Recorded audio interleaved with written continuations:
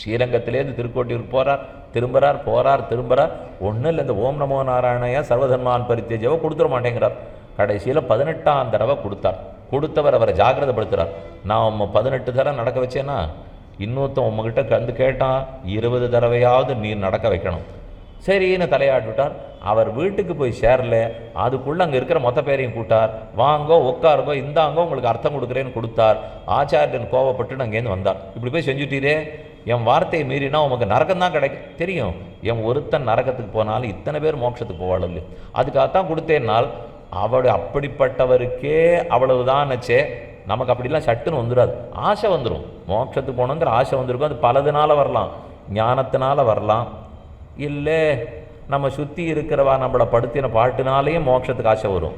ஞானத்தினால வர்றது குறைவு, வெறுப்புனால் வர்றது தான் நிறைய பேருக்கு இருக்கும். ஆனால் வெறுப்பால் மோட்சம் போகிறேன்னு சொன்னாலும் பெருமாள் மறுக்கிறதே இல்லை.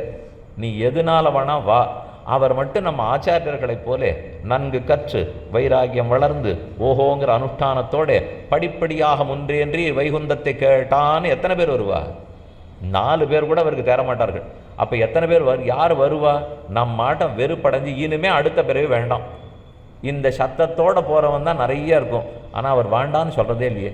எப்படி வந்தாலும் சரி, வந்தியோ இல்லையோ அது வரைக்கும் அவருக்கு திருப்தி. ஒரு அம்மாவுக்கு பிள்ளை ஏதோ தீய பண்புகளோடு இருந்துட்டான், வீட்டை விட்டு ஓடி போயிட்டான், 10 வருஷம் காணும்.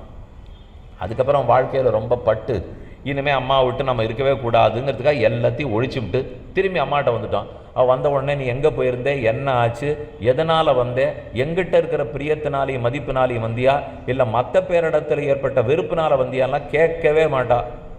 வந்தானா உட்காரி இளைச்சாப்பில் இருக்கியே சாப்பிடு, இது சொன்னாதான் அம்மா. அதே போலத்தான் பகவானும். நான் எதனால் வந்தேங்கிறத பற்றிலாம் அவர் கவலையே இல்லை, வந்தானான்னு ஏற்றுக்கொள்கிறாரோ இல்லையோ. அப்படி இருக்கும்போது எல்லாருக்கும் சட்டுன்னு மோட்சத்தில் ஆசை வந்துடாது. அதுக்கு ஒரு படிக்கட்டு இருக்குது, ஆசை வரும். ஆசை வந்தவன் ஞானத்துக்கு அதிகாரியாக இருக்கானாங்கிறது தெரியாதே. அதுக்கு முதல்ல அவர் சொல்கிறார், அனபிசம்ஹித பலமாக பண்ணு, பலத்தில் ஆசை இல்லாத ஏதாவது என்னை குறித்து பண்ணு, கொஞ்சமாக பண்ணு, சிறிதாக என்னை நீ அடைஞ்சா போருங்கிறது தான் பெருமாளுக்கே ஆசை. இந்த பாட்டு உங்களுக்கு தெரியும். அங்கன்மா ஞாலத்தரசர் அபிமான பங்கமாய் வந்து நின் பள்ளிக்கட்டிற் கீழே சங்கமிருப்பார் போல் கிங்கிணிவாய் செய்த தாமரை பூ போலே செங்கன் சிறுதே எம்மேல் விழியாவதுன்னு பாசுரம். அப்போ மெதுவாக விழிக்கிறதுக்கு அவர் மெதுவாக கொடுக்கறதுக்கு தயாராக தான் இருக்கார். ஏனோ உடனே எல்லாத்தையும் பண்ணிடணும்னு அவர் எதிர்பார்க்கவே இல்லை.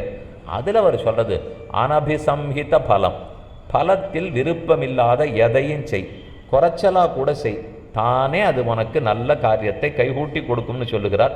அதனால் 10 நிமிஷம் தானே, அது நீண்ட காலத்துக்கு செஞ்சாதானான்னு நினச்சிக்க வேண்டாம். நம்மால் நீண்ட காலத்துக்கு பண்ண முடியாதுங்கிறதுக்காக 10 நிமிஷமாகவே ஏற்றுக்கொள்ளுகிறார். கொஞ்சமாக பண்ணால் கூட அவருக்கு திருப்தி தான். இப்போ அடுத்த கேள்விக்கு வருவோம். இந்த 3ஐயும் ஒரே நாளில் பண்ணணுமா, அல்லது இன்னைக்கு பூஜை பண்ணிவிடுறேன், நாளைக்கு பாராயணம் பண்ணுறேன், நாளன்னைக்கு தியானம் பண்ணுறேன், பண்ணலாமான்னால் ராமானுஜர் பண்ணலாம்ங்கிறார். அதனால் ஒன்றும் தப்பில்லை. ஏன்னா இந்த 3மே உனக்கு மனசு பிடிச்சிருக்குமா தெரியாது. இன்னொரு கேள்வி வச்சுங்க, 3 நாள் நான் பண்ண போகிறதில்லை, எனக்கு இது ஒன்று தான் சுவாமி பிடிக்கிறது, அதனால் இதையே இன்றைக்கி பண்ணுறேன், நாளைக்கு 10 நிமிஷம் பண்ணுறேன், நாளைக்கு 10 நிமிஷம் பண்ணுறேன், அப்படி பண்ணலாமான்னு ஒருத்தர் கேட்டார். பண்ணலாம். மனசில் என்ன விருப்பம் ஏற்படுறதோ, எப்படி உனக்கு பொருந்துறதோ பண்ணு. தியானம் பண்ணுறதுக்கு வழி சொன்னார். 5வது அத்தியாயம் 6வது அத்தியாயத்திலே எப்படி உட்காரணுங்கிறதுக்கு வழி சொன்னார். சமங்காய சிரோக்ரீவ, நேர உட்காரு, காலை மடிச்சுக்கோ, பத்மாசனத்தில் உட்காரு, கழுத்துக்கு பின்னாடி இந்த பக்கம் முதுகு கீழ்முதுகு இதெல்லாம் ஒரே நேர்கோட்டில் இருக்கும்படி உட்காந்துக்கோ, உட்கார்ந்து தியானம் பண்ண ஆரம்பின்னு சொல்லிட்டார். சுஷோதேசே பிரதிஷ்டாப்பிய ஸ்திரமாசனம் ஆத்மனா நாத்திச்சிரிதம் நாத்தி நீச்சம் சேலாஜன குஷோத்தரம். ஸ்லோகம்லாம் தியான யோகத்தில் சொல்லி கொடுத்துருப்பா. கீதை நிறைய பேர் மனப்பாடம் ஒப்புவித்தல் போட்டியெல்லாம் போயிருப்பீளே. கீதையை மனப்பாடம் பண்ணுறது ரொம்ப நல்லது. எப்போவாவது அர்த்தத்துக்கு புத்தி போகும். 10 ஸ்லோகத்துக்கு அர்த்தம் தெரிஞ்சால் கூட உங்களை மற்ற எல்லாத்துக்கும் இழுத்துடும். அந்த ஸ்லோகத்துக்கே ரொம்ப சுலபமான ஸ்லோகம், எளிதில் கற்றுக்கலாம். அப்போ இதை போல் உட்காந்து பண்ணுன்னு சொல்லிட்டார் கண்ணன். நான் உட்கார போகிறேன். கீழேயே ஒருத்தரால் உட்கார முடியாதுன்னு வச்சுங்க. அவர் ஏதோ முட்டி மாற்று அறுவை சிகிச்சை பண்ணிட்டார், முழங்கால் கீழே உட்கார முடியாதுன்னு சொல்லிட்டார். ஆனால் கண்ணன் சொன்ன தியானத்தை பண்ணி அவர் அனுபவிக்கணுங்கிற ஆசை இருக்குது. நான் என்ன செய்ய? அவர் பத்மாசனத்தில் உட்காருங்கிறாரே, பத்மாசனத்தில் இல்லாதபடியால் நான் கண்ணனை இழந்து விட்டேன்னு முட்டி முடியாதவர் சொல்லலாமா? சொன்னால் ஒத்துப்படுறாருனால் நிச்சயம் அவர் ஒத்துக்க மாட்டார். அவருக்கு எல்லாரும் வேணும். இந்த முட்டி இந்த பிறவி ஆத்மா எந்த பிறவி? அவருக்கு ஆத்மாவை பற்றி கவலையா, முட்டியை பற்றி கவலையா? அவர் அது ஏதோ இருக்கிறத வச்சுன்னு ஒரு வழி சொல்லி கொடுத்துருக்காருனால் அதுக்கு தான் கூடவே ராமானுஜர் எழுதினார், நீ இப்படித்தான் உட்காரணுங்கிறது இல்லை. ஒருவேளை ஒன்னால் உட்கார முடியல, கொஞ்சம் சாய்மானம் இருந்தால் தான் உட்கார முடியுமா? சாய்மானத்தை போட்டுக்கோன்னுட்டார். ஏன்னு அர்ஜுனன் கேட்குறான். நீ அந்த சாய்மானம் இல்லாட்டா உட்காந்து தியானிக்க ஆரம்பிப்பே, இது எங்கே தெரியுமா கொண்டு போய் விடும்? வலிக்கிறதே, நான் ஒழுங்காக உட்காரணுமே, ஏதோ நேரேன்னு சொல்லியிருக்காரு, நான் தலை இப்படி திருப்பலையே, இப்படியே நீ நினச்சி பார்த்துன்னு கண்ணனை விட்டுடுவேன். தியானிக்க வேண்டியது அவரை, அதை விட்டுட்டு என் தலை நேரம் இருக்கா, முதுகு நேரம் இருக்கா, ஒழுங்காக தான் உட்காந்துருக்கேனான்னு பார்க்க ஆரம்பிச்சா மிதிவண்டி ஓட்ட கற்றுக் கொடுக்குறாளோ இல்லையோ. அப்போ எல்லாரும் முதுகில் இப்படி ஒன்று வைப்பா, நிமிரு, ஏன் குனியிற, ஒழுங்காக ஓட்டுனால். அது நிமிருன்னு சொல்லுறது வண்டியை ஒழுங்காக ஓட்டுறதுக்காக. இவன் நான் நிமிந்தேனான்னு பார்த்துன்னு கீழே விழுந்துட்டான்னா அது முக்கியம் இல்லை. அதை போல் நான் எப்படி உட்கார்றேங்கிறது முக்கியம் இல்லை. நாற்காலியில் கூட உட்காரலாம், கீழே உட்காந்து பத்மாசனத்தில் பண்ண முடியலையா, மேலே உட்காந்துங்க. எது சுகமாக இருக்கோ, எது எனக்கு பண்ணுறதுக்கு சௌகரியமாக இருக்கோ அதுதான் முக்கியம். என் மனசு எதை ஏற்றுக்கிறது? பாராயணத்தை ஏற்றுக்கிறதா, தியானத்தை ஏற்றுக்கிறதா, பூஜையை ஏற்றுக்கிறதா, தினப்படி ஏற்றுக்கிறதா, ஒன்றுட்டு ஒரு நாள் ஏற்றுக்கிறதா, எப்படி வேணால் செய்யுங்க. சுவாமி நீர் எப்படி வேணான்னு அப்போதிலிருந்து சொல்லி கொண்டிருக்கிறீர். அப்படியெல்லாம் பண்ணால் அப்பேற்பட்டது கிடைக்குமா சுவாமினால்? கிடைக்கும். அது என்னமா சொல்கிறீர்? என்ன கொடுக்கிறவருக்கு அவ்வளவு சக்தி இருக்கிறதுனால சொல்கிறேன், அவர் அதை ஒத்துன்னு இருக்கிறதுனால சொல்லிட்டு இருக்கேன். நீ எங்கனே சொல்லிலும் இன்பம் பயக்குமே, எப்படி வேணா பண்ணிவிட்டு வா, நான் தருகிறேன். ஆனால் அதில் அவர் ரொம்ப சாமர்த்தியமாக ஒன்று வச்சுருக்கார். எந்த ஒன்றை 10 நிமிஷம் ஒரு நாளைக்கு பண்ண ஆரம்பித்தாலும் அதனால் ஒரு பலம் வர ஆரம்பிக்குமா? அது நம்முடைய பாப்பங்களில் சிலதை குறைச்சிடும். நாம் இந்த 3 பண்ணணுமா, ஒரே நாளில் பண்ணணுமா, 10 நிமிஷம் முடியுமா, அரை மணி முடியுமாலாம் ஏன் தெரியுமா கேட்டுட்டே இருக்கும். அனாதிகால பாப்பம் நம்மளை கேட்க தூண்டுறது. அது அதில் ஆர்வம் இல்லாமல் நம்மளை சுணக்கமாக வைக்கிறது. அதில் ஒரு 4 பாப்பம் குறைஞ்சதுன்னா கூட இன்னும் பளிச்சுன்னு ஆயிடுவோம், இன்னும் 4 குறைஞ்சதுன்னா பளிச்சுன்னு ஆயிடுவோம். இந்த நம்பிக்கையில் தான் கண்ணன் மொத்தமாக விட்டுட்டார். நீ நித்தியம் பண்ணணுமா பண்ணு, ஒன்றுட்டு ஒரு நாள் பண்ணணுமா பண்ணு, வாரத்துக்கு ஒரு நாள் பண்ணணுமா பண்ணு, இல்லைன்னு கேள்வி கேட்டுக்கொண்டே தள்ளிக்கொண்டே இருக்காது. பரிவதில் ஈசனை பாடி விரிவது மேவல் உருவீர் பிரிவகையின் அந்நீர் தோய் புரிவதுவும் புகை பூவே மதுவார் தன்னந்துழாயான் முதுவேத முதல்வனுக்கு எதுவே என்பணி எண்ணாது அதுவே ஆட்செய்யுமீடேன்னு திருவாய்மொழியில் முதல் 10 6ஆம் திருவாய்மொழி முதல் பாட்டு 2ஆம் பாட்டு. அதில் அவர் சொல்கிறார், எதுவே என்பணி எண்ணாது, தினமும் பண்ணணுமா, 10 நிமிஷம் பண்ணால் போருமா, 3ஐயுமே பண்ணணுமா, 1 பண்ணால் போருமா, இன்றைக்கி இதை பண்ணிவிட்டு நாளைக்கு அதை பண்ணலாமா, ஒரு நாள் என்னால் ரொம்ப முடியலையாமா பண்ணாமல் இருக்கலாமா, இத்தனை கேள்வி சந்தேகமாக கேட்போமோ இல்லையா. தினப்படி பெருமாள் சன்னதியில் விளக்கேற்று. இது நான் சொன்னேன், 2 முகம் ஏற்றணுமா, 1 முகமா, வடக்கு பார்த்தா கிழக்கு பார்த்தா, வெங்கல விளக்கா வெள்ளி விளக்கா அகல் விளக்கா, நான் வடக்கு பார்த்து நிற்கணுமா கிழக்கு பார்த்து நிற்கணுமா, எண்ணெயில் ஏற்றணுமா நெய்யில் ஏற்றணுமா, கார்த்தால ஏற்றணுமா சாயங்காலம் ஏற்றணுமா, இத்தனை கேள்வியும் ஏற்றாததற்கு வழி. இது எதுவுமே ஏற்றுறதுக்கு வழி இல்லை. இவன் ஏற்றுன்னு சொன்னதை ஏற்றாத இருக்கிறதுக்கு இத்தனையும் கேட்டுருக்கேன் பாருங்க, அப்படி ஆகிடும். எப்படியாவது பண்ண அந்த சின்னதை பண்ணோம்னா 4 பாபம் போகும், இன்னொன்று பண்ணோம்னா 4 பாபம் போகும்.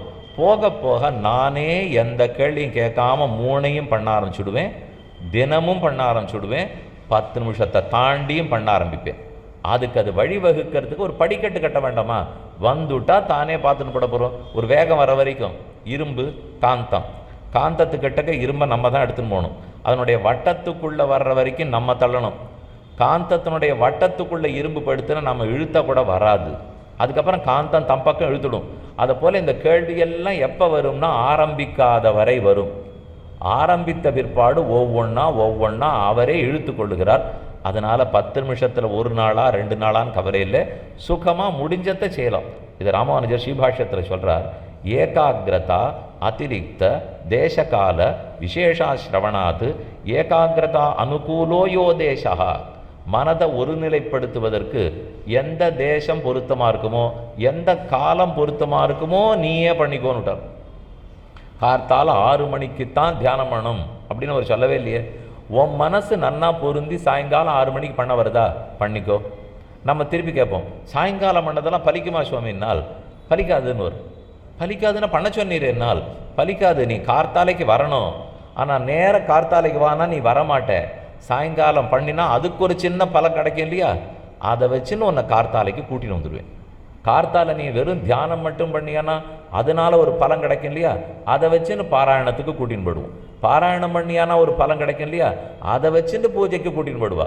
கடைசியில் எல்லா படிக்கட்டும் ஏறித்தான் ஆகணும், அவள் சொன்னபடிக்கு பண்ணித்தான் ஆகணும். ஆனால் எடுத்தெடுப்பில் அப்படித்தான் வரணும்னு அவர்கள் பிடிவாதம் பிடிப்பதில்லை. இது நல்லது தானே நமக்கு.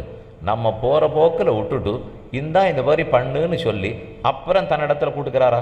உபாசனஸ்ய தேசா காலஸ்ய. நாம் உபாசனம் பண்ண மனத்தை ஒருநிலைப்படுத்த வேண்டுமானால் அதுக்கு இன்ன தேசம் இன்ன காலந்தாங்கிற அவசியம் இல்லை. எதுவும் சொல்லலாம். மகாபாரத யுத்தம், இது காரணம் யாரு? துரியோதனன்னு சொல்லுவோம். இன்னும் கேட்டால் திருத்தராஷ்டிரன் மொத்தத்தையும் வேடிக்கை பார்த்துருந்தானோ இல்லையா, நடந்த தப்பெல்லாம் பார்த்து திரௌபதி பரிபவப்படுத்தப்பட்ட போதும் பார்த்து கொண்டிருந்து இத்தனையும் நடந்தது. அப்போ அவனை எல்லாரும் வெய்வா இப்படி போய் பார்த்துட்டு இருந்தானே, உட்கண்ணும் இல்லை வெளிக்கண்ணும் இல்லை, ரொம்ப அநியாயம். இதுதான் அவனை பற்றி சொல்லுவோம். ஆனால் கடைசியில் அவன் எல்லாத்தையும் பண்ணான் தெரியுமா. பக்கத்தில் சஞ்சயன் அவனுக்கு வேண்டியவன், விதுரன் வேண்டியவன். ராத்திரி முழுக்க நிறைய விதுரர் உபதேசிக்கிறார். அப்பெல்லாம் அவர் கேட்டுக்கிற மனசு வரல. நீ கூட விதுர நீதி சொன்னார்னு கேள்விப்பட்டிருப்பீள். திருத்தராஷ்டிரனுக்கு நிறைய ஒரு உபதேசம் பண்ணுறார். ராத்திரி முழுக்க தூங்காமல் இருந்து பிரஜாகர பர்வான்னு சொல்லுவார்கள். ஜாகரணம்னா விழித்திருத்தல், பிரஜாகரணம்னா ராத்திரி முழுக்க முழிச்சிருந்து கேட்குறான். அப்போ விதுரன் திருப்பி கேட்குறார், உனக்கு தூக்கம் வரலையேன்னு சொல்லிய திருத்தராஷ்டிரா, இன்னன்னாருக்கு தான் தூக்கம் வராது. திருடி விட்டவன், பசுமாட்டுக்கு தப்பு பண்ணவன், பெண்களை அவமரியாதைப்படுத்தினவன், பொய் சொன்னவன், தரையன்னு சொல்லிட்டு தரமாட்டேன்னு சொன்னவன், இப்படி இருக்கிறவனுக்கு தான் ராத்திரி தூக்கம் வராது. நீ இதில் ஏதானும் பண்ணியான்னா. இதெல்லாம் நான் ஒன்றுமே பண்ணலையே விதுரா, ஆனால் ராத்திரி முழுக்க தூக்கம் வரலையென்னால் எல்லாம் கண்ணனுடையதாக இருக்கு. அது அத்தனையும் ஒன்றுது நீ நினச்சப்பாரு. பெரிய திருட்டு பண்ணியிருக்க நீ, திருடலேன்னு சொல்லிட்டு இருக்க. பகவானுடைய சொத்தை ஒன்றுதுன்னு சொன்னீங்கன்னா திருட்டு தான். அதை உன் பிள்ளை தன்னுதுங்கிறான், 5 குத்தூசி நலம் தரமாட்டேங்கிறான்.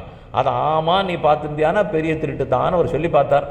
விதுரா, நீ சொல்கிறது எல்லாம் சரின்னு எனக்கு படுறது, ஆனால் கேட்கறதுக்கு எனக்கு புத்தி இல்லை. நான் என்ன பண்ணுவேன், என் பிள்ளை போன வழி தான் போவேன், புத்திர பாசம் தடுக்கிறதுன்னு விட்டார். இதெல்லாம் அப்படி நடத்தினாரும் இல்லையோ. ஆனால் விதுரன் அதனால் விட்டே கொடுத்துடலை.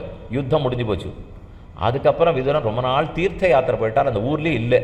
வெகு நாள் போய்விட்டு திரும்பி வருகிறார். எல்லாரும் விதுரனை கொண்டாடுறா. எங்கே போனீர், வராத போயிட்டீரே பேசுகிறா. அன்னிலேருந்து திருத்தராஷ்டிரனிடத்தில் பேச ஆரம்பித்து, இத்தனை நாளும் நாளை கழிச்சுட்டே திருத்தராஷ்டிரா, கண்ணனுக்கு எதிராக நின்றுட்டே, நல்லது தர்மத்துக்கு எதிராக நின்று வேண்டாம் வேண்டாம் வேண்டான்னு மெதுவாக சொல்ல ஆரம்பித்தான். அப்போ திருத்தராஷ்டிரனுக்கு புரிஞ்சு, இனிமேல் என்ன எல்லாம் முடிஞ்சு போச்சே, அதனால் நான் என்ன பண்ணலாங்கிறேன்னால் நீ பூஜித்து பாரு, நீ கொஞ்ச நாள் தியானம் பண்ணி பாரு, நீ சிலதை வச்சுன்னு படித்து பாரு அப்படின்னு ஒவ்வொன்றா சொல்லி அவனை 1 பண்ண வச்சு, 2 பண்ண வச்சு, 3 பண்ண வச்சு, மனசில் வைராக்கியத்தை ஏற்படுத்தி காட்டுக்கு போயிடலாம், இங்கே நிற்க வேண்டான்னு சொல்லி தர்மபுத்திரன் முதலானோரிடத்தில் சொல்லி கொள்ளாமலே திருத்தராஷ்டிரன், விதுரன், காந்தாரி 3 பேரும் காட்டுக்கு போயிட்டான். கார்த்தால் எழுந்திருந்து அரண்மனை முழுக்க தேடுறா, காண எல்லாரையும். எங்கேன்னா அப்புறம் செய்தி கிடச்சிது, இல்லை அவர்கள்லாம் காட்டுக்கு போயிட்டா, வானப்பிரசத்துக்கு போயிட்டான். அங்கே போன பிற்பாடு விதுரன் விட்டுடலை. அவனுக்கு சொல்லி சொல்லி மெதுவாக ஹோமம் பண்ணுன்னான். நித்திய அக்னிஹோத்திரம் ஹோமத்தை ஆரம்பித்தான். அதனால் பாப்பம் தொலைஞ்சது. தியானம் பண்ணுன்னு சொல்லி கொடுத்தான். அதனால் பாப்பம் தொலைஞ்சது. இப்படியே பண்ணி மோட்சத்தையே பெற்று கொடுத்துட்டான். அப்படி ஒருத்தர் நம்ம இத்தனையும் கேட்டு என்ன தெரியுமா சொல்லுவோம், அப்படி ஒரு விதுரர் என்னோடையும் கூட இருந்திருந்தாருன்னா நல்லா இருந்திருக்கும் சாமி. அது ஒன்று தான் தப்பாக போச்சு. நானும் எல்லாம் பண்ணியிருப்பேன், நான் திருத்தராஷ்டிரம் தான், அதை ஒத்துனுட்டேன். ஆனால் எங்கூட விதுரன் இல்லையேன்னு தான் நம்ம சொல்லுவோம். இருக்கிறார்கள். நம்ம புத்தகங்கள் தான் நமக்கு விதுரர்கள், நம்ம ஆச்சாரியர்கள் தான் நமக்கு விதுரர்கள். அவள் எழுதி வச்சுட்டு போகிறத வாசித்து பண்ணினோம்னாலே போகும். அதனாலே இது ஏதோ ஒன்று தான் 10 நிமிஷம்தான் நினைக்க வேண்டாம். எத்தையும் பண்ணாலும் மெதுவே அதை நல்ல வழிக்கு கூட்டின்னு போயிடும். திருத்தராஷ்டிரன் திருஷ்டாந்தம். எவ்வளவோ தீயவனாக இருந்தவன் கடைசியாக காட்டுக்கு போய் அவ்வளவு நல்லவனாக மாறி வாழ்ந்திருக்கானால் முடிஞ்சிருக்கு. ஒரு விதுரை ஏற்படுத்தி கொடுத்துருக்கார். சரி, நம்ம சம்பிரதாயத்திலே ரொம்ப வலியுறுத்துறது இல்லை. அது பெரிய மட்டங்கள்லாம் இருக்குது பாருங்க. சைவ மட்டங்களாக இருக்கட்டும், மாத்வ மட்டமாக இருக்கட்டும், ஸ்ரீவைஷ்ணவ மட்டமாக இருக்கட்டும், இப்படித்தான் பண்ணு, இன்னதான் பண்ணு ரொம்ப சொல்லவே மாட்டார்கள். ஆனால் நிறைய பல சம்பிரதாயங்களில் பார்த்தீங்கன்னால் இத்தனை தரம் நீ பிரதட்சணம் பண்ணி ஆகணும், கார்த்தால இத்தனை மணிக்கு எழுந்து தான் ஆகணும், இத்தனை தடவை நீ ஜபம் பண்ணித்தான் ஆகணும், இத்தனை தடவை நீ ஹாரத்தி பண்ணித்தான் ஆகணும், பண்ணியான்வா. அது ஏனோ தெரியல சுவாமி, இந்த கோவிலில் வரச்சே ஏதானு ஒன்று சொல்கிறாளா பற்றியில், வா சேவி போய்ட்டு வா. உள்ளே வந்த உடனே அர்ச்சகர் என்ன சொல்லணும், 16 பிரதட்சணம் பண்ணுறதானா வா, இல்லைன்னா வராதே. எப்போவான்னு சொல்லியிருக்காரா? கீழே விழுந்து இத்தனை தடவை நமஸ்கரிக்கிறதானா வா, வராதே, சொன்னதே இல்லையே. அதை போல் நம்ம மட்டங்களில் சொல்லவும் மாட்டார்கள். நம்ம ஆச்சாரியர்கள் அப்படி சொன்னதும் இல்லை. இது சில சமயம் யோசித்து பார்த்தா இதுதான் தப்போன்னு கூட தோணும். இவாளை ரொம்ப கேள்வி கேட்ட விட்டு உன் இஷ்டத்துக்கு சுதந்திரம் இருக்க விட்டது தான் சுவாமி இந்து தர்மத்தில் இப்போ தப்பாகவே போச்சு. இப்படி தான் பண்ணு, இல்லைன்னா தலையில் கத்தி தான் விழும் இப்படின்னு சொல்லியிருந்தா பயம் இல்லாத போயிருக்குமோ என்னமோ. அதை நம்ம பண்ணாத விட்டுட்டோமோ இல்லையோ. அவ்வளவு ஏன் ஆண் பெண் கணவன் மனைவி நீங்கள் பழைய மட்டத்துக்கு எங்கே வேணால் போங்க, எனக்கு உள்ள மனஸ்தாபம் இருக்குது அதனால் நான் அவள்கிட்டேருந்து பிரிஞ்சு விட்டேன் அப்படின்னு அது பெண்ணும் சொல்லட்டும் ஆணும் சொல்லட்டும், இனிமேல் உங்கள் மட்டத்தோடு சேர்ந்து நான் கைங்கரியம் பண்ணுறதா இருக்கேன். எந்த பழங்காலத்து மட்டத்தில் நீங்கள் சொல்லி பாருங்க, முதல்ல அந்த சன்னியாசி அதெல்லாம் பண்ணக்கூடாது, ஒழுங்காக திரும்பிப்போ அவளையும் அழைச்சின்னுவா அப்படின்னு சொல்லுவார். ஆனால் இப்போ புதுசாக உருவாகிக்கிற பல பேரும் ஆமாம் வந்தியா விட்டுட்டு வந்தது நல்லது வான்னுடுவோம். இந்த ரெண்டில் எது சரி? ரெண்டு பேரும் சேர்ந்து கைங்கரியம் பண்ணுறது தான் சரி. அப்படி தான் இந்த சாஸ்திரமே சொல்லியிருக்கு. தர்மசாஸ்திரப்படி பார்த்தாலும் இல்லறம் அல்லது நல்லறம் இல்லை, அப்படி தான் அன்னிலேருந்து எழுதி வச்சுருக்கோம். ஏதோ வேறு ராமானுஜரே சன்னியாசம் வாங்கிக்கலையானால் அவர் ஒன்றும் சண்டையை போட்டுன்னு சன்னியாசி ஆலையே. அவருக்கு ஊர் எப்படி உலகத்தை வாழ வைக்கணுங்கிறதுக்காக பகவான் பார்த்து ஏற்படுத்தி கொடுத்தார் ஆனாரே தவிர யாரும் எதையும் விட்டு விடுவதற்காகவும் இல்லை. அதனால் எதுக்கு சொல்கிறதுக்கு வந்தேன், பழமைன்னு இருந்தாலே ரொம்ப நிர்பந்தப்படுத்த மாட்டான். உனக்கு விருப்பம் இருந்தால் வா, விரும்பம் இருக்கிறத செய். அதே இன்னி கார்த்தாலேருந்து இத்தை பண்ணியா அத்தை பண்ணியான்னு கேட்பார்களானால் அப்படிலாம் கேட்க மாட்டா. பள்ளிக்கூடத்திலே ரெண்டு வகை உண்டு. ஒன்று அந்த பிள்ளை படித்து தான் ஆகணுங்கிற சில பள்ளிகள், இன்னொன்று வாத்தியாரை வச்சுருக்கேன் ஏற்பாடு பண்ணிவிட்டேன் நன்னா சொல்லித்தரேன் இனிமேல் ஒன் சமத்து நீ படிக்கிறதானா படி, இப்படியும் பள்ளிக்கூடம் இருக்கும். நம்ம பிள்ளை எப்படின்னு பார்த்துன்னு தான் அங்கே கொண்டு போய் சேர்க்கணும். இவன் கொஞ்சம் ஆரம்பத்தில் கொஞ்சம் கஷ்டம் சுவாமி, சரியாக படிக்க மாட்டான்னு இருந்தால் மொத்தம் நிர்பந்தப்படுத்துகிற பள்ளிக்கூடத்தில் சேர்க்கணும். அதெல்லாம் தானாக படிச்சுடுவான்னு இருந்தால் அவனுக்கு நிர்பந்தப்படுத்தினா பிடிக்காது. அந்த மாதிரி இடத்துல தான் கொண்டு போய் சேர்க்கணும். நம்ம சம்பிரதாயம் எல்லாம் வேணும்னு தலையில் கத்திய வைக்கிற சம்பிரதாயமே இல்லை. இது உனக்கு விருப்பம் இருந்து வந்தியானா செய். ராகப்பிராப்தம்னு சொல்லுவா. வைதம்னு சொன்னால் விதிப்படி செய்யணுங்கிறது, ராகப்பிராப்தம்னா விருப்பப்படி செய்யணுங்கிறது. நான் விதித்து எத்தனை நாள் ஒன்று செய்ய முடியும்? சின்ன பிள்ளை 3 வயசு குழந்தை 4 வயசு குழந்தை பள்ளிக்கூடத்தில் கொண்டு போய் விடச்சே போக மாட்டேன்னு சொல்லும். அம்மா முதுகில் ஒன்று வச்சு கொண்டு போய் விடலாம். 10வது படிக்கிற குழந்தைய முதுகில் வச்சா கொண்டு விட முடியும்? அது ஓரளவுக்கு தான் செய்ய முடியும். அதுக்கப்புறம் தானாக பிடிச்சு தான் செய்யணும். அதனால தான் நம்முடைய சம்பிரதாயத்தில் நிர்பந்தப்படுத்த மாட்டார்கள், இதுதான் இப்படித்தான்னு சொல்ல மாட்டார்கள். ஏன் கோவில்கள்லாம் எவ்வளவு ஞான உபதேசம் நடந்திருந்தது. இப்போ பல இடத்துல இது நின்னே போச்சு. எத்தனை இடத்துல கீதை சொல்லித்தரோம், எத்தனை இடத்துல பாகவதம் சொல்கிறோம், எத்தனை இடத்துல திருப்பாவை சொல்கிறோம்? இல்லவே இல்லையே.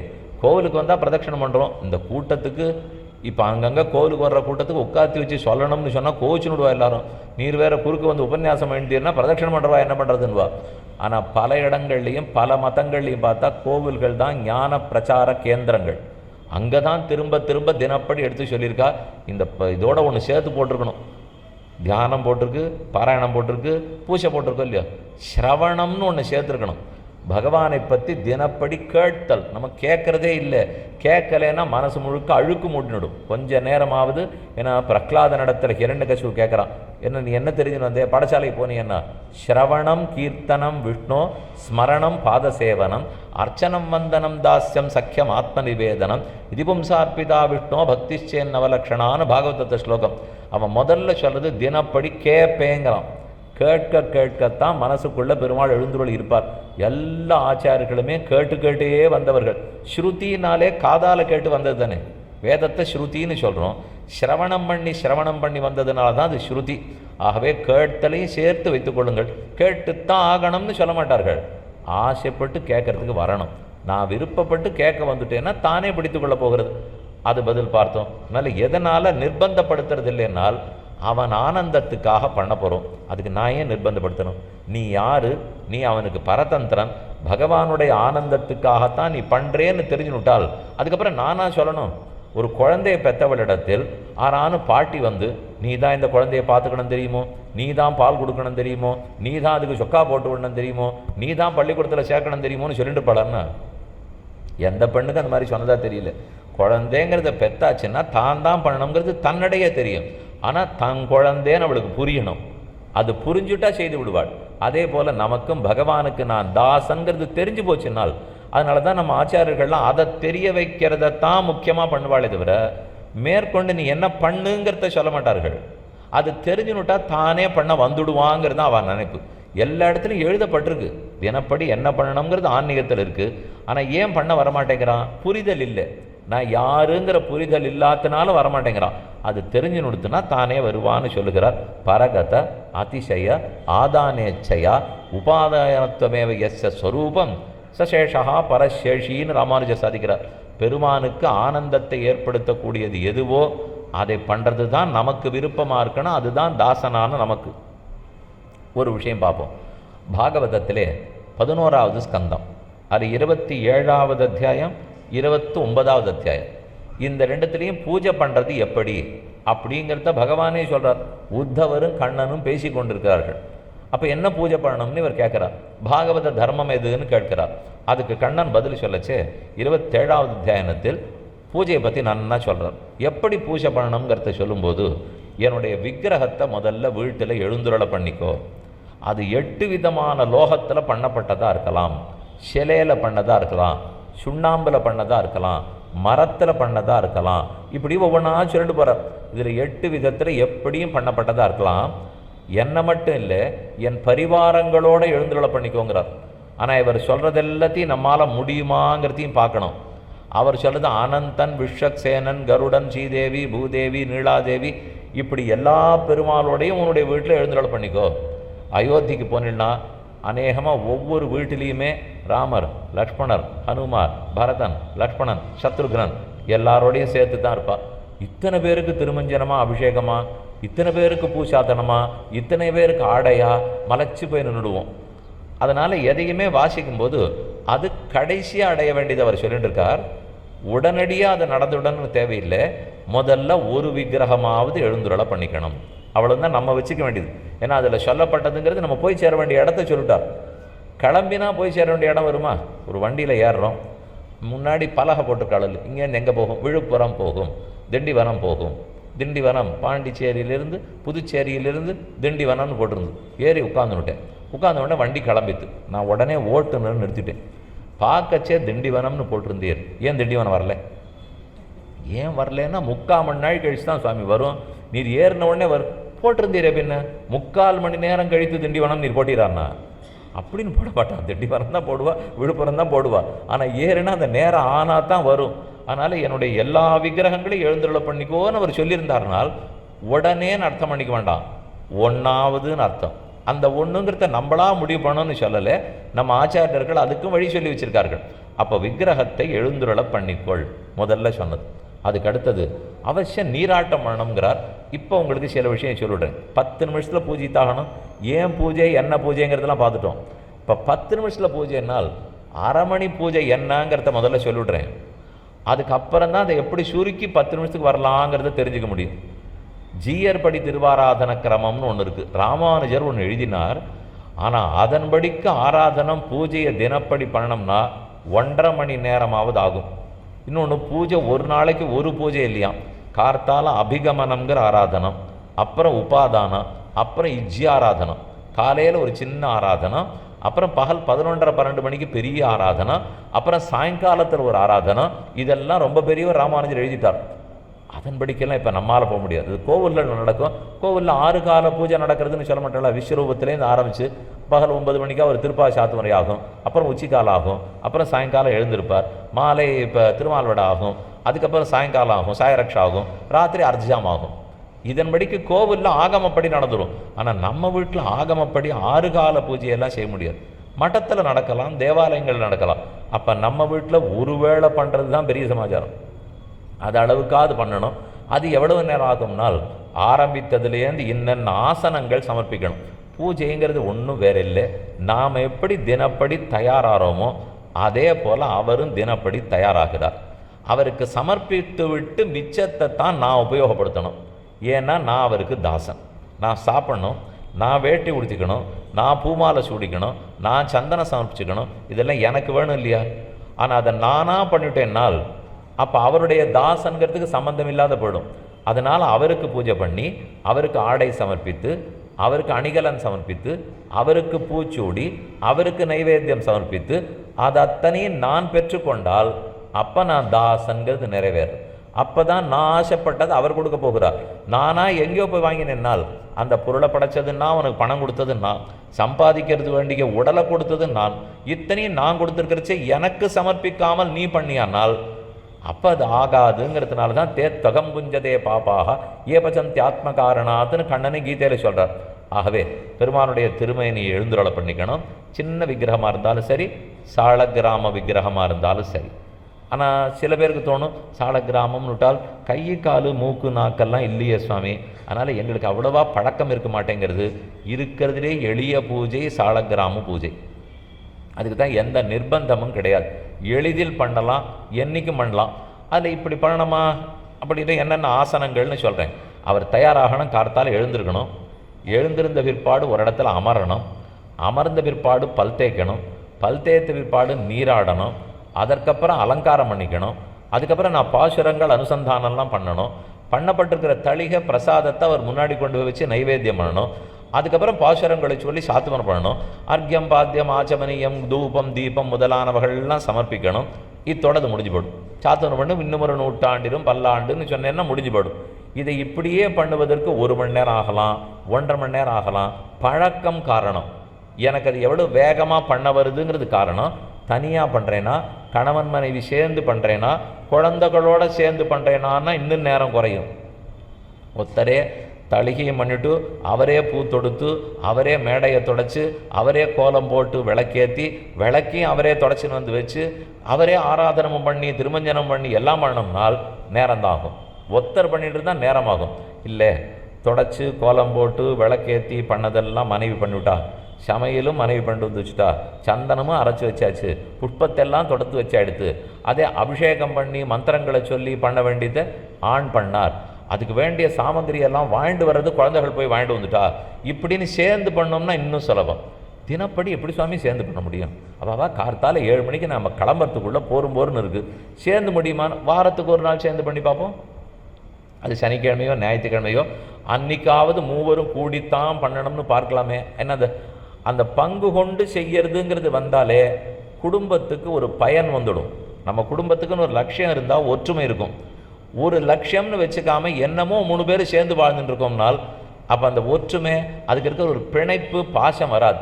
அந்த பாசத்தை உலக விஷயமாக இருக்கிறத விட சேர்ந்து 3 பேரும் பணம் சம்பாதிக்கணும் இப்படின்னு வச்சுக்கிறத விட சேர்ந்து 3 பேரும் பகவானுக்கு பூஜிக்கணும்னு வச்சிருந்தால் அதனால் இன்னும் குடும்பத்துக்கு லாபம் இருக்குது, குடும்பத்துக்கு ஒத்துமை இருக்குது, ஆனந்தம் மலரப் போகிறது, கட்டமெல்லாம் தொலைய போகிறது, பாபமே நீங்கும். அதனால தான் இதுதான் ஆசனங்கள். மொத்தம் 6 ஆசனம் சொல்லுவார்கள். முதல்ல மந்திராசனம், அடுத்தது ஸ்நானாசனம், அடுத்தது அலங்காராசனம், அடுத்தது போஜ்யாசனம், மறுபடியும் புனர்மந்திராசனம், கடைசியாக சயனாசனம். 6 ஆசனம். இந்த 6ஐயும் பெருமாளுக்கு ஒவ்வொன்றா சமர்ப்பிக்கணும்னு எல்லாம் அநேகமாக வாயால் தான் அவர் சொல்லி சொல்லி இதை ஏற்றுக்கோன்னு சொல்ல போகிறோம். கார்த்தால் அவரை எழுப்பணும், எழுப்புறதுக்குன்னு இதெல்லாம் சொல்லணும். இப்போ நான் சொன்ன எல்லா ஆசனம் என்னென்னான்னு உங்களுக்கே புரிஞ்சிருக்கும். முதல்ல அவரை எழுப்பி தன்னுடைய சிம்மாசனத்தில் உட்காத்தி வைக்கணுமா, மந்திராசனம். அதுக்கப்புறம் ஒரு பல் விளக்கின பிற்பாடு குளிக்க போகணுமா, ஸ்நானாசனம். ஆசனம்ங்கிறது என்ன, இதை பண்ணிக்கோ, இதை ஏற்றுக்கோன்னு அவரிடத்துல வேண்டிக் கொள்ளுதல், இது 2வது. அதுக்கப்புறம் அவர் ஆடை உடுத்து அணிகலன் அடிந்து புஷ்பம் சமர்ப்பித்து கொள்ள வேண்டுமா, அலங்காராசனம். அலங்காரம் பண்ணுறதுக்கு அலங்காராசனம். அதுக்கப்புறம் 4வது அலங்காரமான பிற்பாடு நான் பாட்டெல்லாம் சொல்லி ஒரு 1/2 மணி ஆகாதா, 10 நிமிஷம் ஆகாதா, அது வரைக்கும் அவர் என்ன அலங்காரம் மட்டும் அப்படியே விடக்கூடாது. புனர்மந்திராசனம், மறுபடியும் ஒரு இடத்துல உட்கார்த்த போகிறோம். அதுக்கு முன்னாடி சாப்பிட்ணோம்னா போஜ்யாசனம், அமுது செய்ய வேண்டும், தேவரி நாடியம் பண்ணி வச்சுருக்கிறது எல்லாத்தையும் சமர்ப்பிக்கிறேன், நைவேத்தியத்தை ஏற்றுக்கொள்ள வேண்டும் அப்படின்னு போஜ்யாசனம். சாப்பிட்ட முடிச்ச பிற்பாடு புனர்மந்திராசனம். அப்போ தான் ஹாரத்தி எல்லாம் காட்டி பாட்டெல்லாம் சொல்லி வங்க கடல்களை இந்த மாதவனை கேசவனை திங்கள் திருமுகத்து செய்தியார் சென்னிரஞ்சி அங்கு அப்பற கொண்டவாற்றை அணிபுதுவை பைங்கமல தண்டரியல் பட்டர்விரான் கோது சொன்ன சங்கத்தமிழ் மாலை 30 தப்பாமை இங்கி பரிசுரைப்பார் 2 மால்வரைத்தோள் செங்கன் திருமுகத்து செல்வ திருமாலால் எங்கும் திருவுற்று இன்புருவர் பல்லாண்டு பல்லாண்டு பல்லாயிரத்தாண்டு அடியோமோடு நின்னோடும் பிரிவின்னி 1000 பல்லாண்டு பல்லாண்டேன்னு சொல்லி முடிச்சு விட்றோமா. அதோட முடிஞ்சிடும். முடிஞ்ச பிற்பாடு பெருமாள் சயனிச்சுக்கு போகணுமே. 10 நிமிஷத்தில் நீங்கள் பூஜை பண்ண போகிறேன்னால் எழுந்ததுலேருந்து அவர் படுக்க போகிறதுக்கு 10 நிமிஷம்னு அர்த்தம். அவ்வளோதான். அவர் எழுந்திருந்த உடனே ஒரு மணி நாழி விட்டு படுக்க வைக்க போறீங்களா, இல்லை 2 மணி நாழில் படுக்க வைக்க போறீங்களா? 10 நிமிஷத்தில் பூஜைனா 10 நிமிஷத்தில் திரும்பி படுத்துக்கணும். அப்போ மறுநாள் கார்த்தால தானா, மறுநாள் கார்த்தால தான். அது வரைக்கும் அவர் பொறுமையோடு இருக்காரா இல்லையா? அந்த பொறுமையை பழக்கின்றதுனால தான் அவர் திருடம் வந்தால் கூட ஒன்றும் பண்ணுறதில்லை.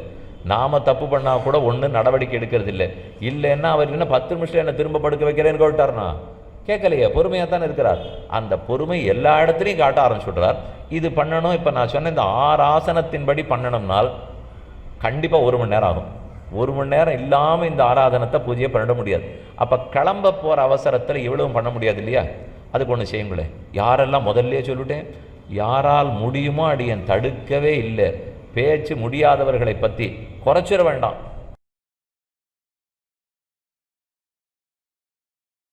நோன்பிலேன் நுண்ணறிவிலேன் ஆகிலுமினி உன்னவிட்டொன்னும் ஆற்றகிற் கிண்ணிலேன் அரவினனை அம்மானே சேத்து தாமரை சன்னலூடு மலர் ஸ்ரீவரமங்கல நகர் வீத்திருந்த எந்தாய் உனக்கு மிகையல்லேன் அங்கே.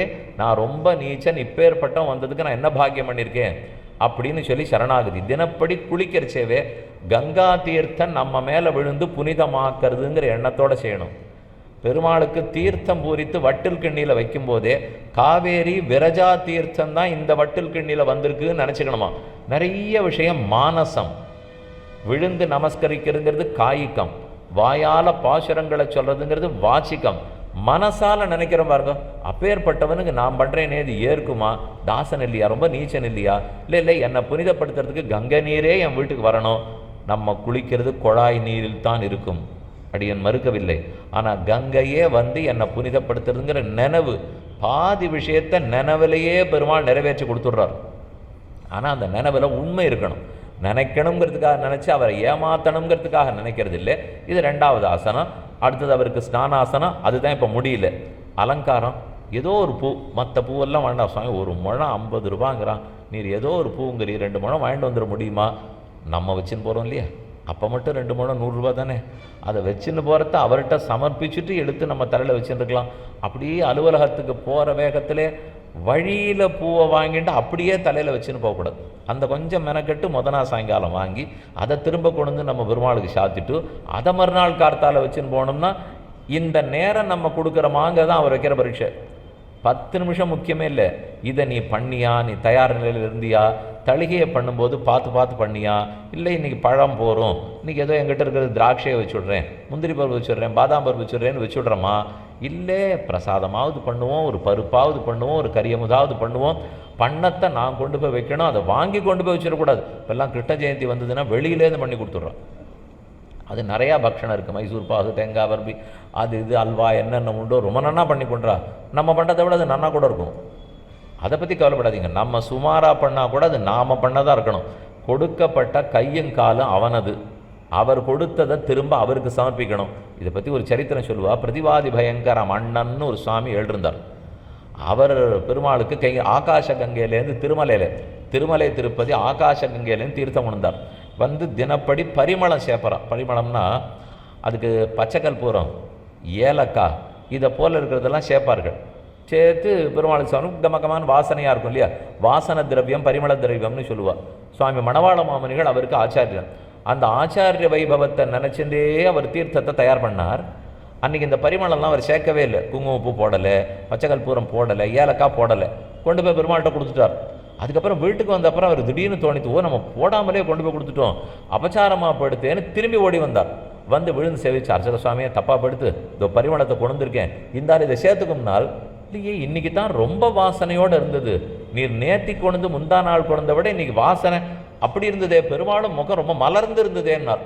அப்போ தான் அவர் புரிஞ்சுது, நான் ஆச்சாரியனுடைய பெருமையை நினச்சிட்டே பண்ணபடியாலே அது இதில் பரிமளிக்கிறது போல் இருக்குது. அதனால் இந்த ஆராதனத்தில் மனசால் நம்ம புரிந்து கொள்வது முக்கியம். அதற்குன்னு மனசோட நிறுத்திட முடியாது. கைகால பண்ணுறதை பண்ணித்தான் ஆகணும். ஏன்னா நம்ம அந்த மனசளவுக்கு இன்னும் உயர்ந்துடலை, வராப்பில் இருக்கும், சட்டுன்னு போய்டும். நம்ம உயர்ந்துட்டோன்னு நினச்சின்னு இருப்போம். வித்தை காட்டுறார், சிங்கம் ஆன்னு வாயை படந்துன்னு இருக்கு. அது கையில் ஒரு குச்சியை வச்சுருந்து யாரோ ஒருத்தர் சிங்கத்தினுடைய வாய்க்குள்ள முகத்தை விடுறார், இப்படி வெளியே எடுக்கிறார். பார்க்குற நமக்கு என்னமா பண்ணுறான் சுவாமி, நானும் சிங்கத்தின் முகத்தில் தலையை விட்டுற வேண்டியதான். விடுங்கோ, உள்ளே போகும், வெளியில் வராது, போகும். நானும் சிங்கத்தினுடைய வாயில் தலையை விடலாம். அவர் பழகியிருக்கார், பண்ணுறார். பட்டர் 5 நிமிஷமும் எனக்கு போராது போரும்னு சொன்னாரேனால் எனக்கு அது போராது. ஆனால் முதல்ல தொடங்கத்தின் போது இதை பண்ணால் மேல் வரும்னு வச்சுக்க வேண்டியதுதான். முதல்ல நாயகனாய் பாசுரம் சொல்லி கதவை திறந்து, அதுக்கப்புறம் வந்து எழுந்திரன விற்பாடு நோற்ற நோன்பிலேன்னு சொல்லி சரணாகதி அனுட்டித்து பூ சமர்ப்பிக்கணும். நம்மால் முடிஞ்சது பூ இல்லையா, துளசி. எல்லார் வீட்டிலையும் துளசியை வைத்துக்கொண்டு பூசும் சாந்தி என் நெஞ்சமே, புனைந்த கண்ணி என் வாசகம் செய் மாலையே, வான் பட்டாடை மகுதே என்று சொல்லி அந்த புஷ்பத்தை சமர்ப்பிக்கணும். சூட்டு நன் மாலைகள் தூயனவேந்தி விண்ணோர்கள் நன்னீராட்டி அந்தூபந்தரா நிற்கவே ஆங்கு ஓர் மாயினால் ஈட்டிய வண்ண தொடுவுண்ணப்போன் திமிலேற்று வன்கோன் கோட்டிடையாடினை கூத்து அடலாயர்தம் கொம்பினுக்கேன்னு ஆழ்வாருடைய பாசுரம் தமிழையே பண்ணலாம். இதுக்கு நீங்கள் சம்ஸ்கிருதத்துக்கு போகிறதெல்லாம் அப்புறம். இப்போ நான் ஏதாவது சம்ஸ்கிருதம் சொன்னேன்னா, இப்போ இவ்வளோ நேரமாக தமிழ் பாட்டே தான் சொல்லிருக்கேன். நாயகனாயின்னா தமிழ் பாட்டு, நோத்த நோன்பிலேன் தமிழ் பாட்டு, சூட்டு நன்மாலைகள் தூயன வேந்தி தமிழ் பாட்டு, இந்த பாசுரங்களை சொல்லி புஷ்பத்தை சமர்ப்பிச்சாடுத்து. அப்புறம் பிரசாதம் முடிஞ்சது. தூபஹாரத்தி தீபஹாரத்தி கையில் இருக்கா?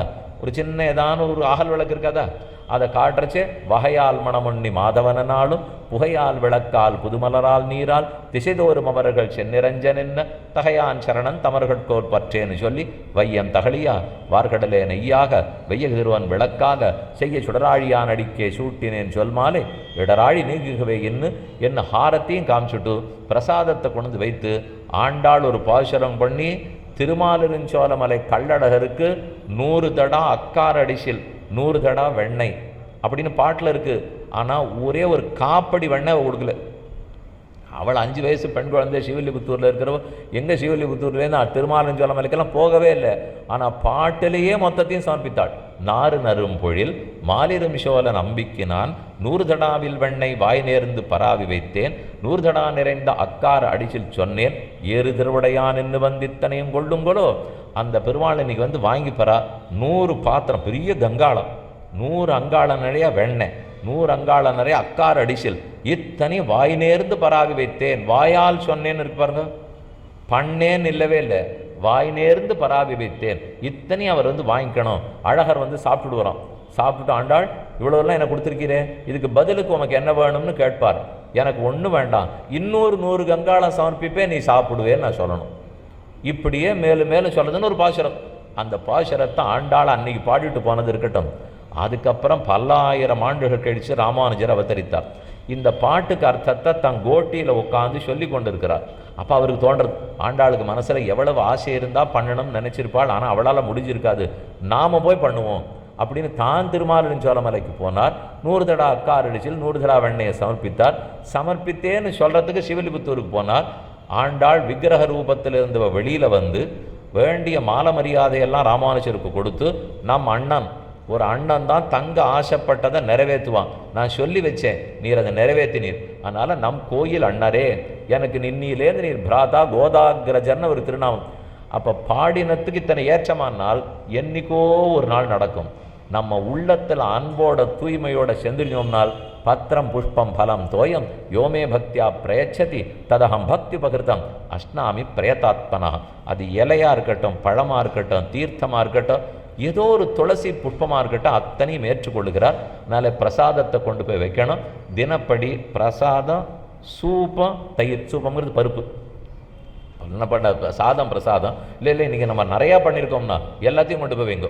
அதில் ஒரு சிலர் பழக்கம் ஒரு படி கூட பண்ணியிருப்பா, அன்றைக்கி யாரும் விருந்து கூப்பிட்டுருப்பா, 4-5 பேர் வந்திருப்பார்கள், ஒரு படி பிரசாதம் பண்ணியிருப்போம். ஆனால் ஏனோ தெரியல இந்த பழக்கம், ஒரு தட்டை எடுத்துட்டு அதில் இவ்வளவு சாதம், இவ்வளவு பருப்பு, இவ்வளவு கரியமுது, இவ்வளவு கூட்டு, இதை கொண்டு போய் அந்த பெருமாள்கிட்ட காட்டுறது. அவருக்கு உலகமுண்ட பெருவாயன்னு பேர். ஆனால் அவருக்கு நான் கொண்டு போய் வைத்தது கணுப்பிடி வைக்கிறோம் பாருங்க, காக்காப்பிடி கணுப்பிடி. அன்றைக்கி அது எவ்வளோ வச்சோமோ அதை மட்டும் கொண்டு கொடுத்தா அவர் என்ன பண்ணது எல்லாத்தையும் வாண்டான்னாரா, இல்லை சாப்பிட்டுட்டா நான் பாதி எடுத்துனுடுவேனாரா? அதையும் அவர் சொல்லலை. நீ எவ்வளவு கொண்டு சமர்ப்பித்தியோ மொத்தையும் திருப்பி தரேன்னு சொல்லிக்கிறவருக்கு நம்ம எவ்வளவு பண்ணியிருக்கோமோ கொஞ்சம் மெனக்கட்டு சிரமம் பார்க்காம எல்லாத்தையும் தான் கொண்டு போய் வைக்கணும். வைத்தா தான் எல்லாருக்கும் அந்த பிரசாதம் கிடைக்க போகிறது. அந்த பிரசாதத்தை கண்டுரலை பண்ணி நாறு நரும் பொடியில் சொல்லி கூடார வெல்லும் சீர் கோவிந்தா சொன்னால் அது முடிந்தது. அதுக்கப்புறம் மந்திர புஷ்பம் பண்ண முடிஞ்சால் பண்ணலாம், இல்லையா ஹாரத்தி காமிச்சுட்டு பல்லாண்டு சொல்லி பாட்டை சொல்லி சாத்துமரை பண்ணிவிட்டு திரும்ப விழுந்த நமஸ்கரித்து, இதெல்லாம் அடியனால் ஒன்றுமே முடியாது, நீ தான் ஜாகிரதையாக உன்னை பார்த்துக்கணும், திரும்ப சயனத்தில் இருந்து கொள் அப்படின்னுட்டு ஆதிசேஷன், கருடன், சக்கரம், சங்கம் எல்லார் இடத்துலையும் நாளை கார்த்தால வரைக்கும் இந்த பெருமாளை ஜாகிரதையாக பார்த்துக்குங்கோ. உரகல் உரகல் உரகல் ஒன்சுடராழியே சண்டே அறவரிதாங்கவே வாழே இரவுபடாமல் இருந்த எண்மலுரோக பாலியர்கள் பறவையரகா உரகள் பள்ளியறை குளிக்கொள்மின் அறவத்தமிழியினோடும் அழகிய பார்க்கடலோடும் அரவிந்த பாவையந்தானும் அகம்படி வந்து புகுந்து பரவத்திர பலமோத பள்ளி கொள்கின்ற பிரானை பரவுகின்றான் விட்டு சித்தன் பட்டினங் காவல் பொருட்டே. பெரியாழ்வார் சொன்னார், நீ எங்கே இருந்தாலும் உனக்கு ஆபத்து வந்துடும், அசுரர்கள்லாம் பல பேர் இருக்கா, அதனால் ஒன்றே ஒன்று செய், இந்த கோவில் அது இது ஸ்ரீரங்கம் திருமலை திருக்கணபுரம்லாம் விட்டுடும், இருக்கிறதுலே சரியாக ரொம்ப சுரக்ஷிதமாக ஜாகிரதையாக இருக்கிற கோவில் என் நெஞ்சம்ங்கிற கோவில் தான், இங்கே வா, உன்னை நான் ஜாகிரதையாக பார்த்துக்கிறேன் அப்படிங்கிறதோட திருவாராதனை இது சுலபமாக முடிஞ்சுப்படுமே.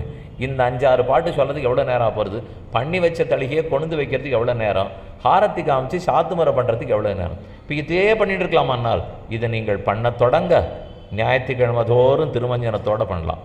ஞாயிற்றுக்கிழமை தோறும் பண்ண தொடங்க பாபம் தொலைந்து தொலைந்து தினப்படியே திருமஞ்சனத்தோடு வரும்.